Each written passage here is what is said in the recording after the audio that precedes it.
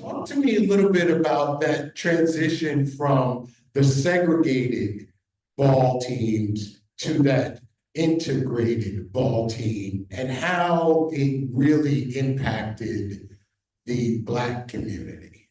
Well, when I was a young man, as a lot of you people in the audience might know, when Major League Baseball brought in Jackie Robinson in 1947, I remember thinking that was a great thing for Major League Baseball. Now, an African American was going to be able to play on a major league team like the Brooklyn Dodgers. And then we saw, the Willie Mayeses, the Ernie Banks, the Hank Aaron's, all these players who have been in the Negro Leagues also got a chance to play Major League Baseball.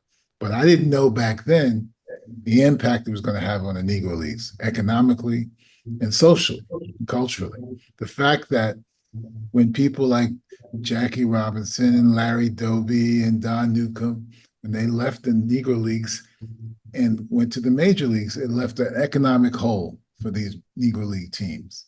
And as you see in the film, by the 50s, the Negro League teams are really suffering and they weren't able to survive because now the fans, they weren't going to go to Negro League games if they could see Larry Doby, if they could see, Ernie Banks, or they could see Hank Aaron or Willie Mays or Jackie Robinson. They were going to go to a major league stadium, be it in Chicago, be it in Brooklyn, be it in San Francisco. They were going to see Major League Baseball. So the major league teams really lost out, and by 1960, as we say in the film, they were gone.